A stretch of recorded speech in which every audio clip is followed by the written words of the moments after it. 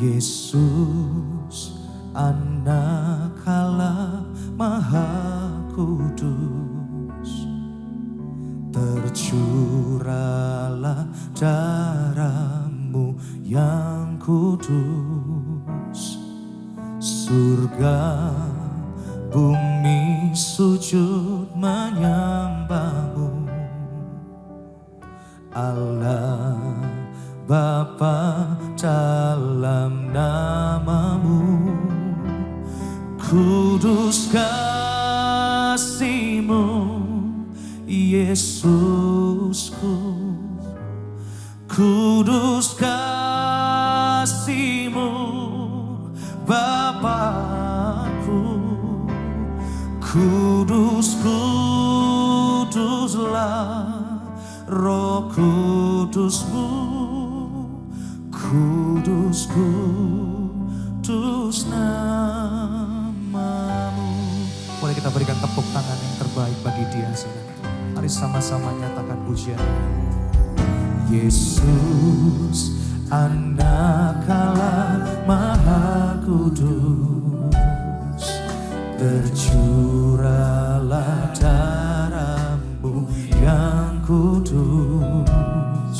Surga bumi sujud menyembah-Mu, Allah Bapa dalam nama-Mu. Sama-sama.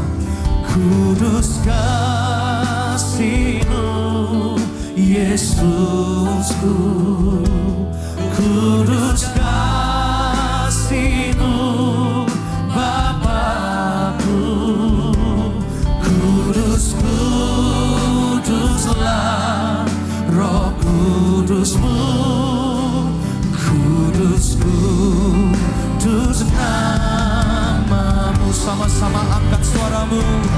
Kudus kasih-Mu Yesusku, kudus kasih-Mu Bapakku.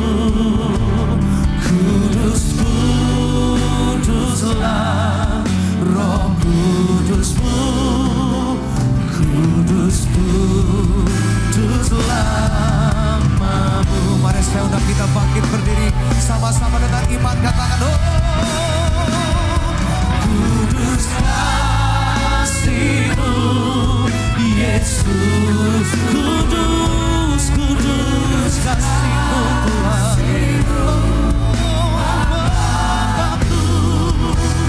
Kudus, kuduslah Roh Kudus-Mu, kudus, kudus. Sekali lagi nyatakan pujian ini, saudara, katakan kudus kasih-Mu Yesusku, kudus kasih-Mu Bapakku. Kudus, kuduslah Roh Kudus-Mu, kudus, kudus nama-Mu, kudus nama-Mu, kudus, kudus nama-Mu. Sama-sama katakan kudus, kudus nama-Mu.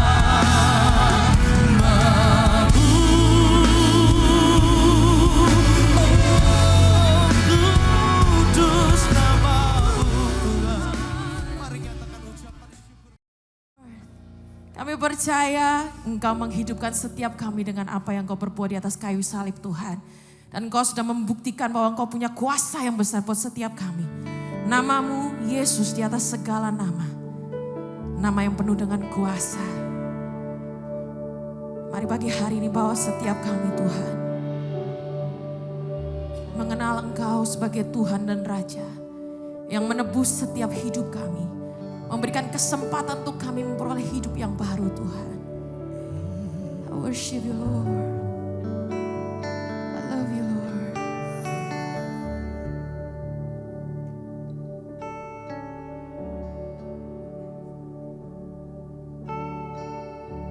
You are the word.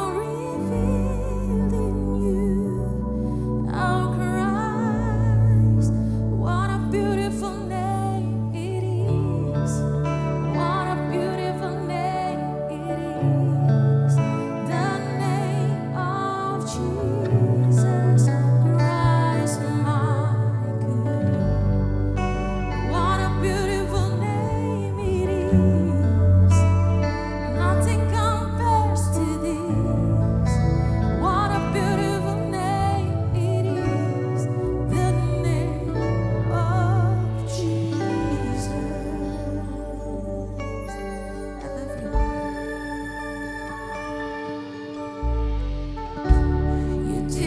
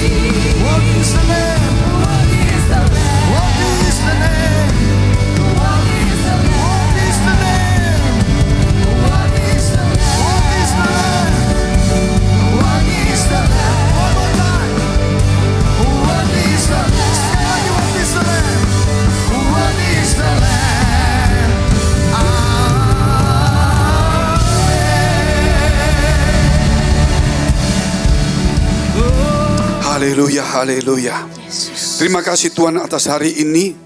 Engkau kumpulkan kami di rumah-Mu. Engkau kuduskan kami oleh firman-Mu. Dan biar puji-pujian kami boleh berkenan kepada Tuhan. Biar hati kami disegarkan kembali. Semangat kami dipulihkan kembali. Supaya kami Tuhan boleh merasakan damai sejahtera dan sukacita daripada Tuhan. Biar kasih kami kepada Tuhan dan sesama semakin meningkat di akhir zaman ini. Terima kasih Bapa. Engkau sembuhkan yang sakit. Engkau pulihkan mereka yang pergumulan, mereka dalam persoalan, dalam pekerjaan mereka, rumah tangga, kesehatan mereka. Tuhan, tidak henti-hentinya kami berharap kepada Tuhan. Ulurkan tangan-Mu dan pulihkan setiap kami. Di dalam nama Tuhan Yesus, kami mengucap syukur atas segalanya.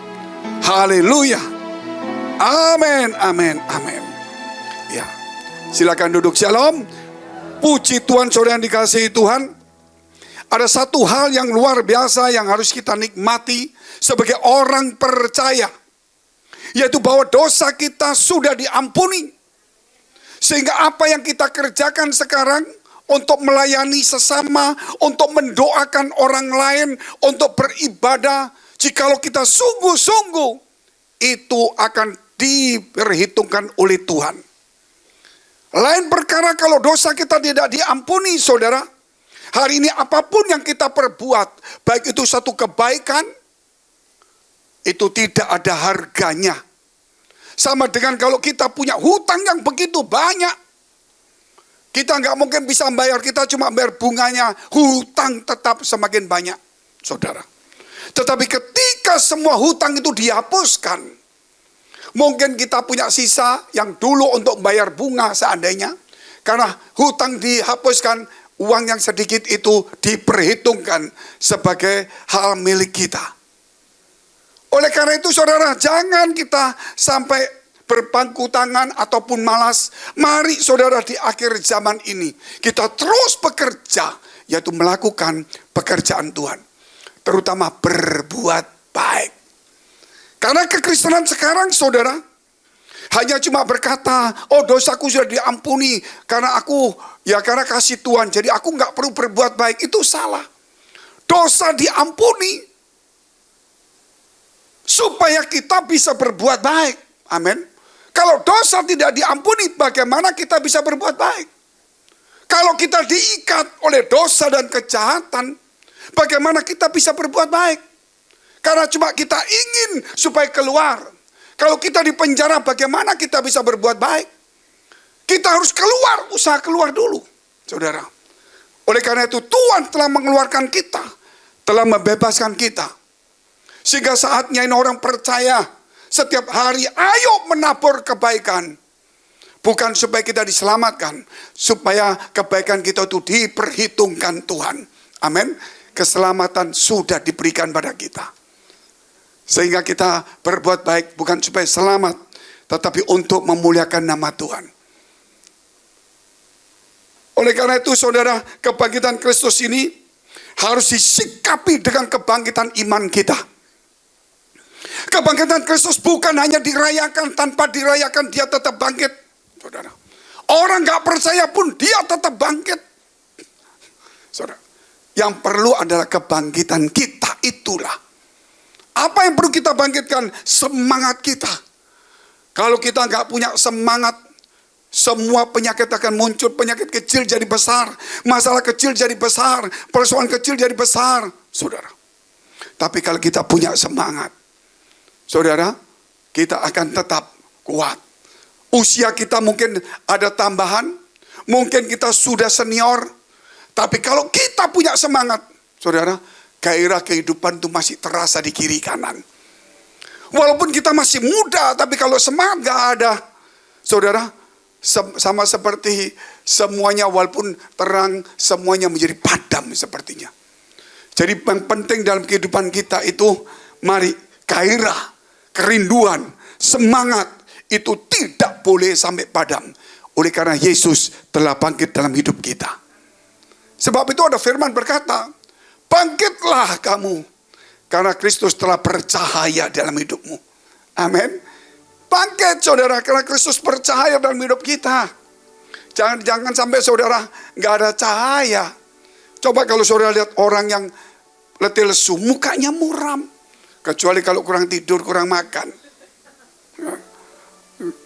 Tetapi saudara lihat orang kalau punya semangat, mukanya semangat terus. Apalagi kalau dia bicara kebenaran. Tapi kalau kita kadang-kadang bicara kebenaran muram. Tapi bicara soal dunia malam, wah semangat sekali. Saya banyak jumpai teman-teman saudara yang bukan di gereja kita, dari tempat-tempat lain. Kalau bicara gereja, pelayanan, diam, lemes semuanya. Dengar matanya nggak ada gairah. Sepertinya hukuman mati gitu. Saudara. Tapi tiba-tiba kalau bicara, wah ini itu, wah ini ada diskotik baru, ini, wah ngomongnya nyala-nyala luar biasa. Jadi hatinya masih di dunia walaupun tubuhnya ada di gereja. Oleh sebab itu saudara, kita bisa kelihatan. Kita cinta Tuhan, gak cinta Tuhan dari kehidupan sehari-hari, gak usah dari mulut kita. Bisa kelihatan kok. Sebab itu Tuhan gak bisa dibohongin. Mulai hari ini ayo kita bangkitkan kembali cahaya kemuliaan Kristus dalam hidup kita. Tepuk tangan untuk Tuhan yang luar biasa. Temanya bangkitlah karena Tuhan telah bangkit.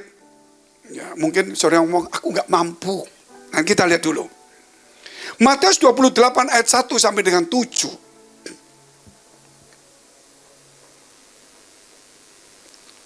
Setelah hari Sabat lewat menjelang menyingsingnya fajar pada hari pertama minggu itu, pergilah Maria Magdalena dan Maria yang lain menengok kubur itu.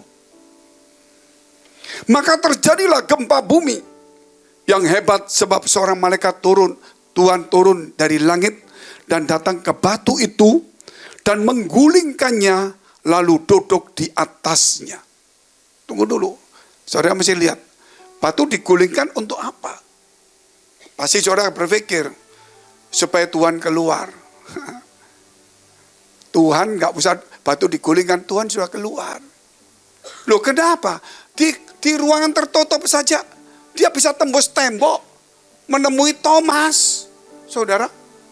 Sebab itu jangan berpikir mengecilkan semua tafsiran itu seakan-akan saudara adalah kita yang di dalamnya. Semua tafsiran itu adalah kuasa kekudusan Allah. Sehingga ketika kita nggak mampu, jangan sampai ketidakmampuan kita membuat tafsiran itu menjadi tidak mampu. Justru ketidakmampuan kita ketika membaca, kemampuan Allah membuat kita menjadi mampu. Amin. Banyak penafsir-penafsir, saudara, menilainya secara logika. Dia lupa dengan ayat yang lain. Gitu loh. Oleh karena itu, saudara, kita pelan-pelan lihat ayat yang ketiga. Wajahnya bagaikan kilat dan pakaiannya putih bagaikan salju. Dan penjaga-penjaga itu gentar ketakutan dan menjadi seperti orang-orang mati. Akan tetapi malaikat itu berkata kepada perempuan-perempuan itu, janganlah kamu takut, sebab aku tahu kamu mencari Yesus yang disalibkan itu. Ia tidak ada di sini, sebab ia telah bangkit. Itu malaikat yang ngomong, bukan manusia. Sama seperti yang telah dikatakannya. Mari lihatlah tempat ia berbaring. Dan segeralah pergi dan katakanlah kepada murid-muridnya bahwa ia telah bangkit dari antara orang mati. Ia mendahului kamu ke Galilea. Di sana kamu akan melihat dia. Sesungguhnya aku telah mengatakannya kepadamu. Itu serius, saudara. Dan segeralah pergi dan katakanlah kepada murid-muridnya bahwa ia telah bangkit. Kebangkitan tidak perlu diratapi, tidak perlu dilihat-lihat terus.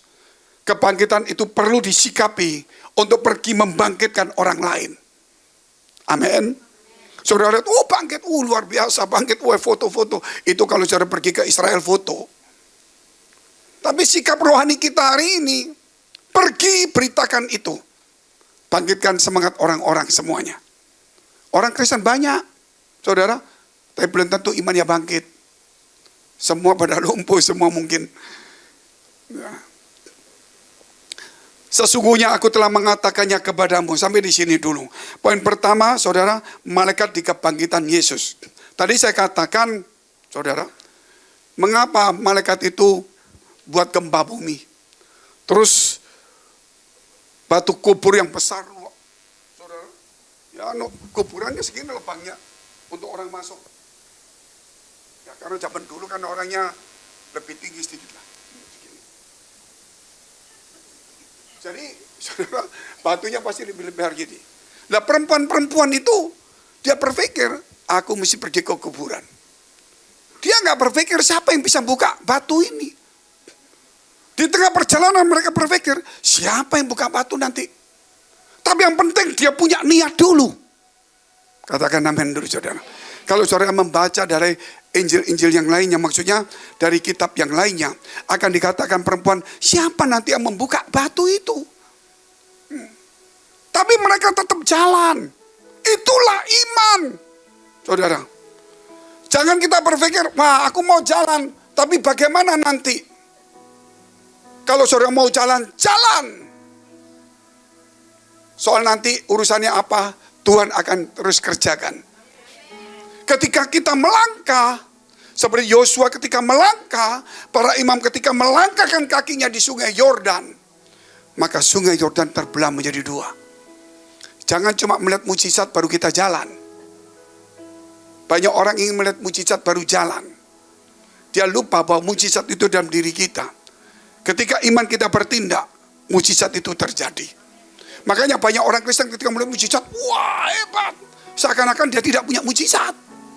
Mujizat hanya cuma di sana terus. Sehingga dia tunggu orang itu. Dia lupa kalau dia harus bergerak. Amin. Makanya saudara, kalau kita lihat ketika perempuan itu berangkat, apa yang terjadi?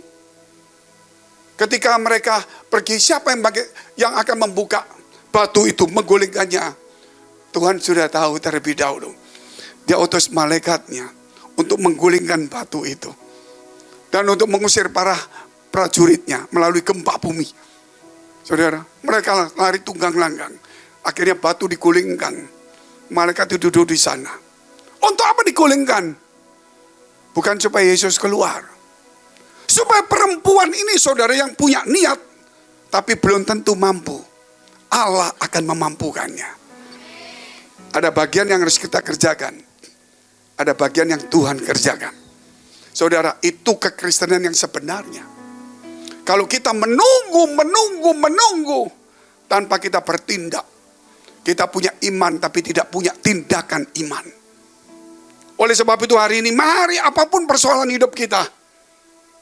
Kita harus bangkit walaupun tidak ada dasar. Tidak ada bukti. Yesus bangkit bukan janji. Yesus bangkit adalah bukti. Amin. Bukti, saudara. Makanya saudara dikatakan iman itu dasar dari segala sesuatu. Bukti, saudara, yang belum kita lihat. Jadi kalau Yesus bangkit itu bukan satu cerita, bukan satu janji, tapi satu bukti. Dan iman kita harus bekerja luar biasa hari ini. Jadi kalau Kristen saudara percaya Tuhan, tapi tidak punya semangat, hidupnya selalu saudara tergantung orang, pasif, gak proaktif, duduk diam.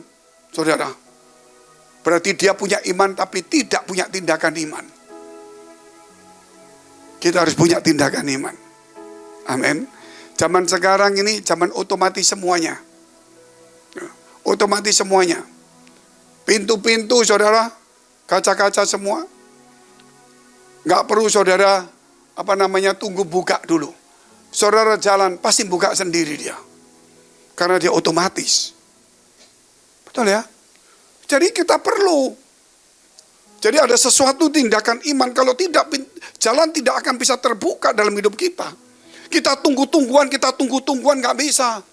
Siapapun juga, saudara siapapun juga. Pasti ada sesuatu rencana Tuhan dalam hidup saudara. Jangan cuma memikirkan pekerjaan saudara. Ada yang lebih luas daripada itu. Yang tidak pernah kita pikirkan. Pekerjaan itu pasti Tuhan tolong, gitu loh. Tetapi ada sesuatu yang jauh lebih dari itu, yang Tuhan siapkan untuk kita. Apa yang terjadi ketika Tuhan berjumpa dengan orang lumpuh, Tuhan berkata, dosamu diampuni. Bangkit dan berjalanlah. Punya kemampuan dia enggak asalnya? Enggak punya. Dia duduk diam aja. Bangkit dan berjalanlah, dalam hati.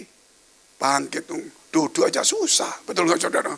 Goyang aja. Saudara tahu kalau orang lumpuh ini enggak ada terasa loh. Saya pikir-pikir dulu kalau orang stroke apa loh. Kan ada tulang kok bisa jatuh ya. Kan ada tulang, walaupun nggak ada terasa kan nggak jatuh. Saya berpikir itu bertahun-tahun. Harusnya walaupun kita, saudara, stroke kalau ada tulang kan otomatis tulangnya nahan toh. Gitu loh. Tapi kok jatuh? Suatu hari kaki saya kesemutan. Kesemutan saudara. Kelamaan, kesemutan. Semut. Begitu saya berdiri, saya melangkah. Jatuh saya saudara. Seperti ini nggak ada apa-apanya. Bisa hilang. Padahal ada tulang. Dari orang lumpuh itu juga sama. Tapi ketika Tuhan berkata bangkit berjalan, dia ada kemauan. Dia kemauan itu, ya aku mau sih. Dia mau, dia berusaha. Waktu dia berusaha, belum tentu cuma badannya toh. Waktu dia berusaha, itulah kebangkitan dia muncul. Kita semua sekarang seperti orang lumpuh. Sama seperti orang lumpuh hari ini. Mau gerak, mau apapun kita rasanya susah. Hanya kita mau, kita usaha kecil aja deh. Kita mau, kita coba deh. Dari situlah Allah akan bekerja kembali. Amin. Tidak membutuhkan kekuatan yang hebat. Karena Allah adalah kekuatan kita. Oleh sebab itu disebut Gabriel. Apa artinya malaikat Gabriel? Gabriel. Gabri itu adalah kekuatanku. El itu adalah Allah. Allah kekuatanku. Luar biasa enggak saudara? Jadi Allah kekuatanku. Makanya Gabriel kemana-mana. Saudara, namanya Gabriel. Karena apa? Dia tahu Allah kekuatanku. Saudara ini tidak punya kekuatan, tidak punya kemampuan. Allah kekuatanmu. Katakan amin dulu. Katakan Allah kekuatanku. Tapi jangan ganti nama Gabriel. Nanti repot semua nanti saudara. Kita lihat hal yang kedua. Yesus adalah kebangkitan dan hidup. Yohanes 11 ayat 25 dan 26. Yohanes 11 ayat 25 dan 26.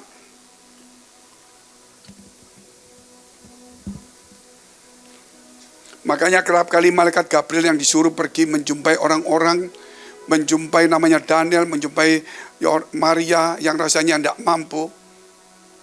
Gabriel datang, akulah Gabriel. Gak usah ngomong Gabriel, akulah Gabriel. Mereka tahu saudara bahwa seakan-akan berkata, Tuhan kekuatanku. Dia datang kepada saudara, Muhammad Gabriel ya. Bukan sosoknya saja yang saudara lihat. Bukan namanya Gabriel. Seakan-akan kalau saudara Gabriel kan saudara tahu, oh Gabriel, oh iya. Coba kalau kita ganti nama Gabriel. Dia datang kepada saudara, muncul di tembok langsung keluar. Allah kekuatanku. Saudara mikir, malaikat aja masih mengatakan Allah kekuatanku. Nah siapa kita ini? Betul nggak saudara? Jadi kita nggak lihat sosok Gabriel saja. Orang Israel ketika melihat Gabriel itu dia lihat tahu bahasanya. Kalau di bahasa Indonesia kan Allah adalah kekuatanku. Sehingga langsung muncul kekuatan saat itu. Ketika dia pesan apa saja. Sampai Maria berkata, jadilah karena aku adalah hamba. Aku gak mampu. Tapi Allah adalah kekuatanku. Gitu. Itu luar biasa hari ini. Jadi saudara kita lihat dulu. Jawab Yesus, akulah kebangkitan dan hidup. Barang siapa percaya kepadaku, ia akan hidup walaupun ia sudah mati. Orang mati pun saudara dia hidup di hadapan Tuhan. Nanti akan dibangkitkan. Orang mati pun sudah dianggap hidup sama Tuhan. Dianggap tidur juga. Nah bagaimana orang hidup hari ini? Jangan sampai mati rohani, mati semangat. Kalau mati semangat saudara, kasihan istri anak semua. Lihat kita duduk, gak ada semangat, mereka juga loyo semua. Rasa tulang patah semua. Benar saudara. Tapi kalau kita semangat, yang kiri kanan ikut bergairah semuanya. Kenapa? Tuhan percaya atas kita. Kita ini, saudara, jangan ditentukan orang lain. Kita harus bisa menentukan orang lain. Artinya, saudara, kita menjadi barometer. Karena Tuhan katakan kita terang di dunia juga. Sehingga kemanapun kita ada, nggak usah Tuhan tolong supaya dia semangat. Ada kita, ada kekuatan Allah, saudara, ada terang pasti. Ada semangat. Kiri kanan teman saudara, di rumah orang tua, anak semua, beri semangat. Jangan nanti ibu-ibu ngomong, semangat sana loh, semangat sana lah. Gitu. Nggak semangat gimana nih? Aduh, masa susah ini bingung. Ini kan cuma omongan saja. Jangan seperti itu. Saya pergi ke Israel, saudara, saya cuma lihat begini. Pramugari ini yang melayani kita semua naiknya pesawat sama-sama semua. Semua sama-sama. Tapi yang turun di Israel saya, dia balik lagi. Jangan jadi orang Kristen, saudara, yang sok naik pesawat, yang sok seperti Kristen, tapi balik lagi. Betul gak saudara? Walaupun saya penumpang, dia yang punya. Dia suruh kita duduk, dia yang buka makanan semua bisa. Kelihatannya dia berkuasa. Tapi ketika turun Israel, saudara, mana pramugarinya? Nunggu di pesawat pulang balik. Jangan jadi orang Kristen yang seperti Marta, yang kelihatannya semangat di gereja, merasa punya iman hebat, pelayanannya hebat, punya mujizat, tapi nggak pernah sampai. Balik lagi, saudara. Lebih baik kita punya satu tujuan. Walaupun kita disuruh duduk diam, aturan ikutin, tapi kita ikutin. Sama seperti Yesus katakan, akulah kebangkitan dan hidup. Barang siapa percaya kepadaku, ia akan hidup walaupun dia sudah mati. Ada satu kehidupan. Apa yang terjadi kalau kita waktu naik pesawat, saudara, ya ke Israel, begitu turun, wah senang kita. Kenapa? Kita akan ke tempat tujuan. Ada satu kehidupan, ini. Wah, terutama kalau saya lihat, saya tidak sebut laki atau perempuan. Saudara pasti tahu siapa itu. Satu handphone gak cukup memorinya. Gak cukup, saudara. Gak cukup memorinya. Gitu loh. Pokoknya dia jalan gini, foto saudara. Foto lagi, pokoknya foto terus. Pergi Starbucks loh. Hot coklat, foto. Padahal gak ada tulisan Israel. Luar biasa enggak? Chinese restoran, foto, dash, saudara. Padahal di sini banyak juga. Gitu. Pokoknya kalau nggak memori habis nggak bisa lah. Mesti bawa 2 handphone. Sampai saya ngomong sama teman-teman gini. Sudah berapa ribu fotonya? Nggak bisa jawab, mata cuma lihat. Betul juga, ribuan sudah. Fotonya seneng, bukanya males nanti, saudara. Nah ini namanya, kalau kita berangkat pasti ada tujuan. Ada semangat. Tapi kalau pramugari berangkat, pilot semangat, saudara, nggak ada tujuan dia. Dia tujuannya cuma balik lagi, nanti akhir bulan dapat gaji. Itulah namanya orang Kristen yang hanya cuma cari upah. Saudara, nggak punya tujuan hidup. Hari ini, saudara sama-sama naiknya. Mungkin kita lebih berkuasa. Mungkin kita yang mengatur semuanya, termasuk mungkin pendeta. Saudara. Tapi kita nggak punya tujuan. Mungkin pendetanya tujuannya cuma upah. Betul nggak saudara? Ayo saya antar, balik lagi. Aduh capek lagi, besok berangkat lagi. Pulang lagi, balik. Tujuannya cuma akhir bulan atau awal bulan gaji. Jangan menjadi orang Kristen seperti ini. Nggak punya tujuan. Cuma menjadi orang upahan saja. Gitu loh. Makanya dikatakan saudara, akulah kebangkitan dan hidup. Barang siapa percaya padaku, dia hidup walaupun dia mati. Ayat 26. Dan setiap orang yang hidup dan yang percaya kepadaku tidak akan mati selama-lamanya. Percayakah engkau akan hal ini? Saudara, Yesus itulah kebangkitan dan hidup. Dia bangkit.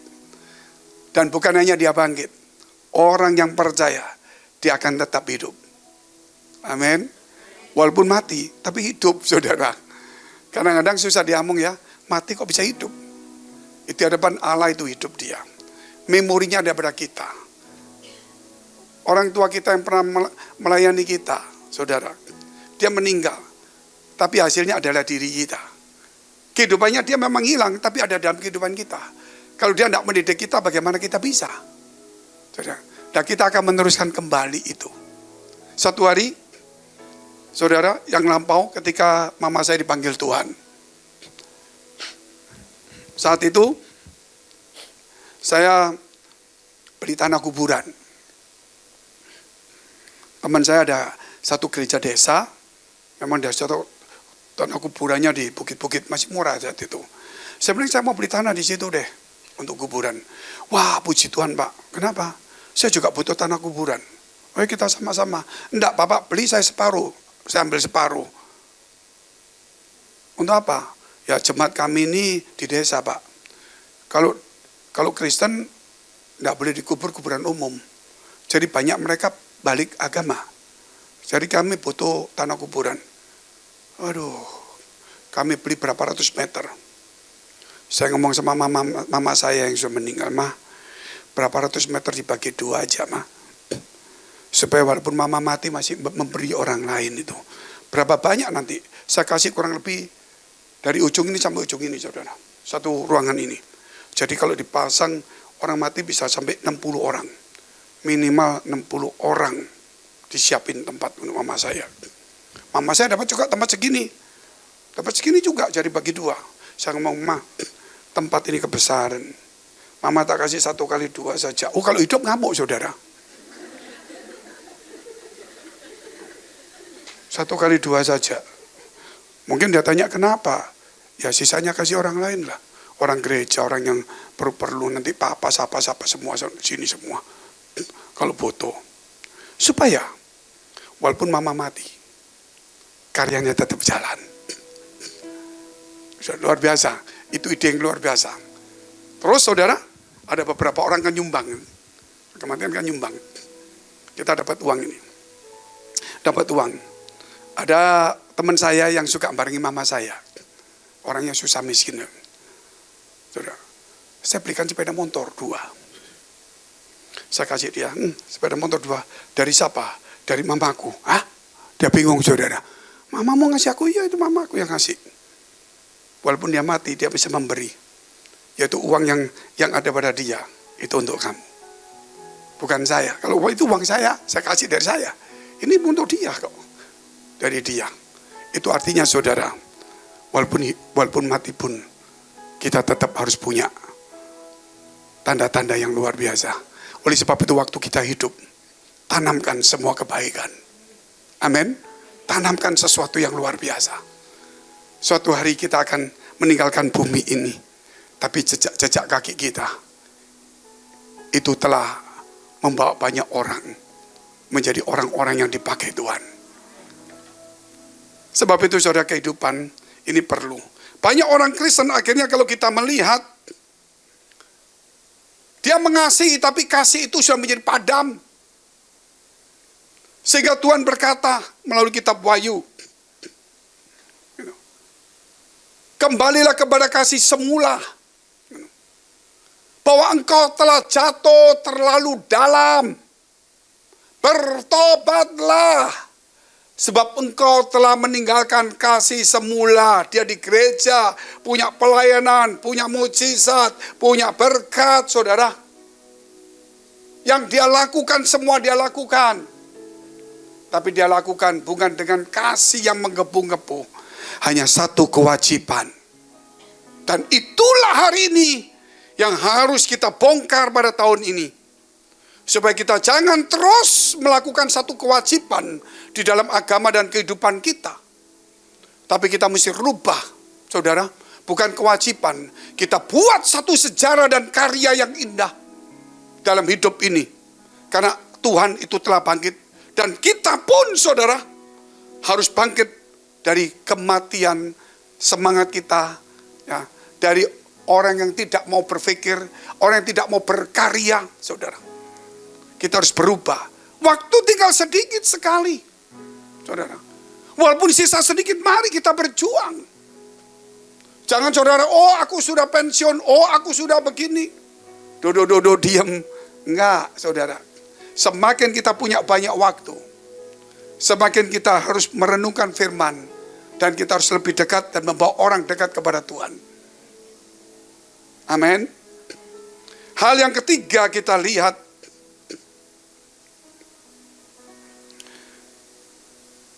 Kisah Para Rasul 2 ayat 32 sampai dengan 37.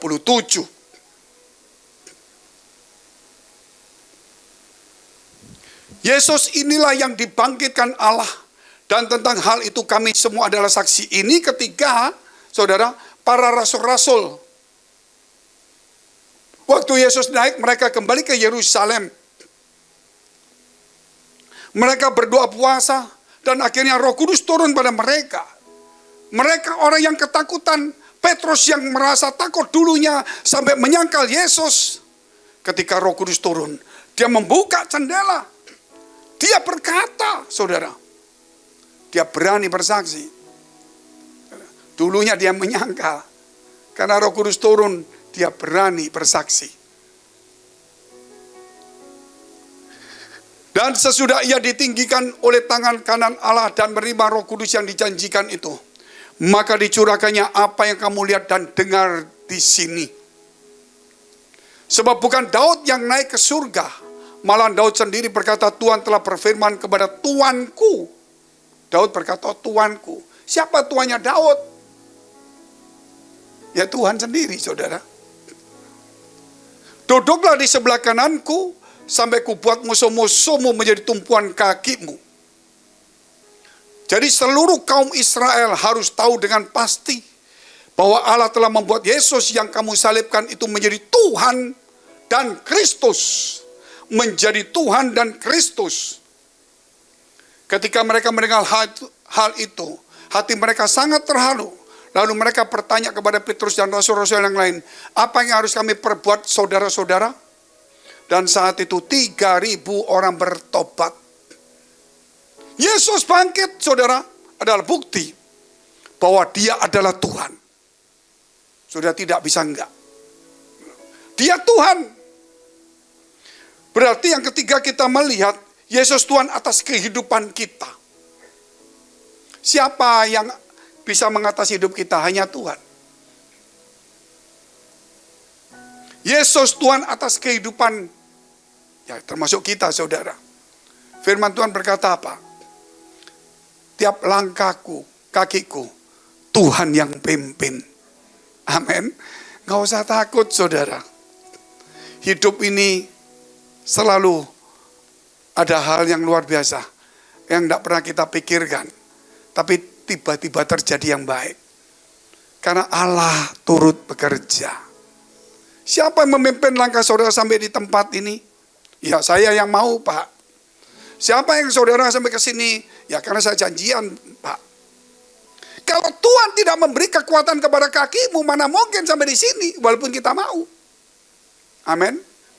Kalau Tuhan tidak memberikan waktu kepada kita, bagaimana kita sampai di sini walaupun kita janji sama orang?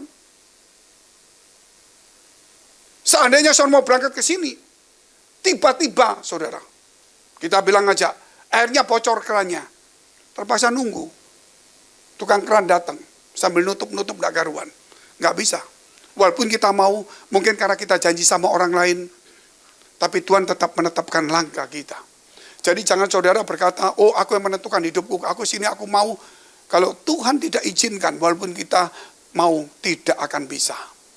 Sebab itu kalau kita ada di tempat ini karena kita mau, karena kita janjian, ingat bahwa Tuhan itu izinkan kita ada di tempat ini. Jadi saudara, tempat ini pun karena Tuhan aku ada di sini. Walaupun aku janji sama orang, percaya itu karena Tuhan sudah. Sehingga saudara di akhir zaman ini, kalau kita lihat, semakin dekat kedatangan Tuhan, kita harus semakin sungguh-sungguh. Itu jelas saudara. Jangan sampai saudara tambah lama kita tambah padam. Tambah lama tambah padam. Justru tambah semangat. Dari Surabaya saya mau ke Singapura. Perjalanan dari rumah naik taksi, aduh masih jauh. Dari airport masih jauh lagi, nunggu pesawat lagi. Dari pesawat nunggu, aduh masih 2,5 jam. Kok lama ya? Akhirnya saudara karena tiket dari Surabaya Singapura mahal, kita turun di Batam. Waduh mesti naik taksi lagi ke Batam Center. Nunggu 1 jam lagi saudara. naik ferry, nunggu 1 jam lagi, antri lagi, saudara, di Harbourfront, gitu loh. Sampai masih naik taksi lagi. Semakin dekat, semakin senang, semakin sungguh-sungguh. Gitu. Gak mungkin saudara, begitu mau dekat sama Singapura, aku sudah Harbourfront. Tambah malas aku. Gak mungkin, saudara. Betul gak? Tambah semangat loh. Badan rasanya capek semua, 6 jam perjalanan, lelah, kurang makan apa, saudara. Tapi kelihatan tambah semangat. Karena semakin dekat tujuan itu. Demikian hari ini, semakin dekat kita dengan Tuhan, harusnya kita semakin sungguh-sungguh, semakin senang. Bukan semakin mundur. Tapi saya kok mundur, Pak. Berarti kita nggak tahu tujuan kita. Berarti kita cuma ikut Yesus, cuma kewajiban. Cuma datang saja. Saudara,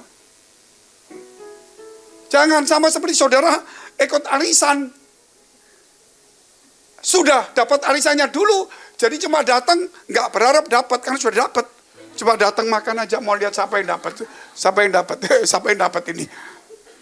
Coba saudara yang datang, aku butuh duit, aku datang dulu deh.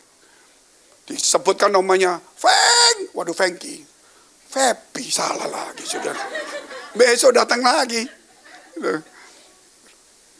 Tapi kalau sudah dapat, rasanya datang malah cuma datang, aku mau lihat siapa yang dapat sih. Ya itulah kita di gereja. Kalau merasa sudah dapat semuanya, kita cuma lihat-lihat saja. Kita dapat yang ada di bumi, yang dijanjikan yang mulia belum kita dapat. Saudara, ini hanya perjalanan hidup kita untuk menuju satu tujuan yang mulia. Gitu. Sebab itu kita harus lebih sungguh-sungguh, lebih dekat kepada Tuhan. Amin. Lebih sungguh-sungguh lah. Jangan main-main. Makanya kita perlu, saudara, dalam hidup ini harus memotivasi diri sendiri. Saya ini kan pendeta, saudara pasti tahu. Pendeta bukan koki. Saya ini baca Daniel pasal 1, tahu ya? Biasa kan? Saudara baca pasti tidur lah. Daniel pasal 1 sampai pasal 3. Saya baca, udah ngulang. Pasal 1 baca, pasal 2 baca, pasal 3 baca, cukup Tuhan. Bergelora hati saya. Padahal perjanjian lama biasa. Tapi punya makna yang hebat. Bisa membuat saya meletup-letup kembali. Kalau kita tidak baca firman, cuma asal baca biasa, kita tidak akan meletup-letup. Ketika kita mulai rasanya capek, lelah, penat, banyak masalah, bacanya males. Karena masalah begitu banyak. Begitu waktu baca, muncul kekuatan-kekuatan Allah.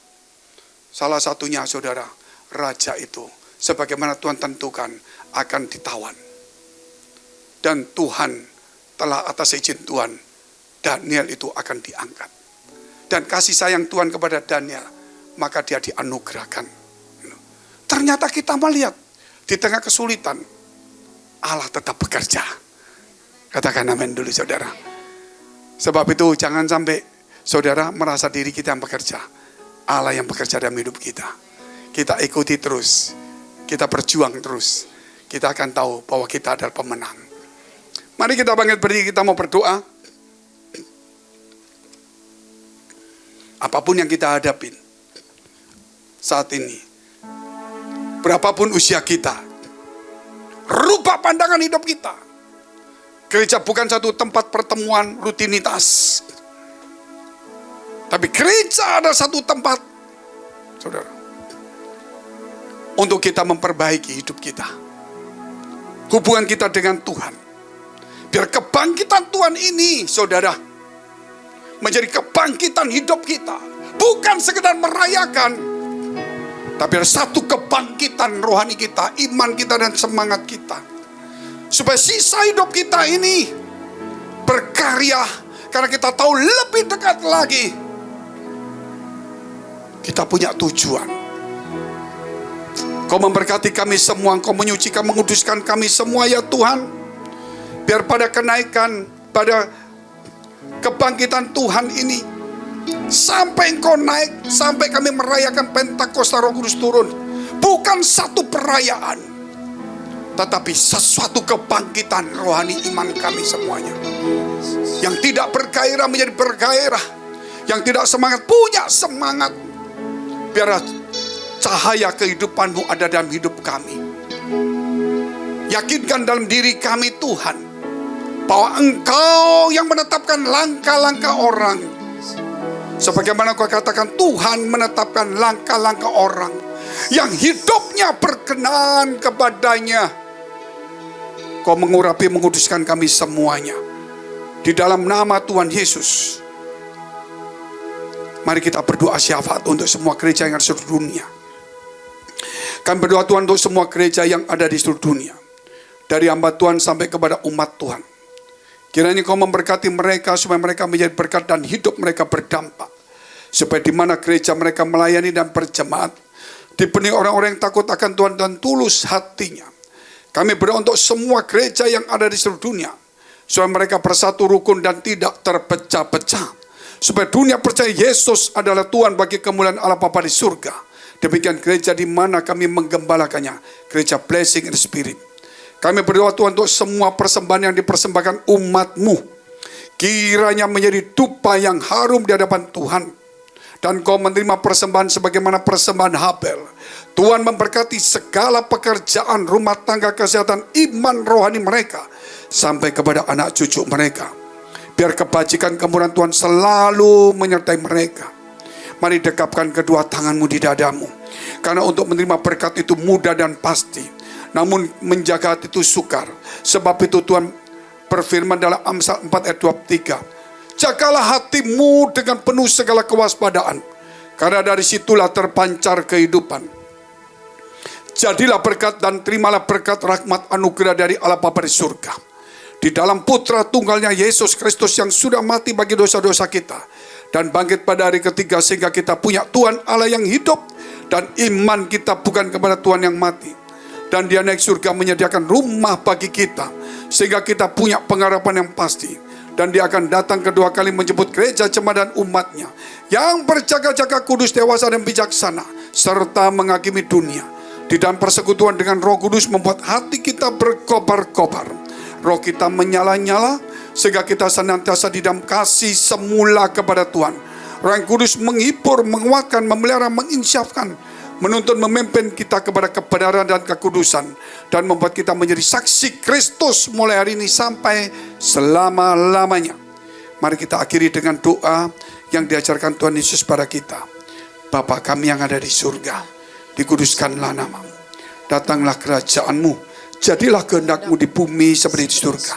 Berikanlah kami pada hari ini makanan kami yang secukupnya, dan ampunilah kami akan kesalahan kami, seperti kami juga mengampuni orang bersalah pada kami. Dan janganlah membawa kami ke dalam pencobaan, tetapi lepaskanlah kami daripada yang jahat. Karena Engkau yang punya kerajaan dan kuasa dan kemuliaan sampai selama-lamanya.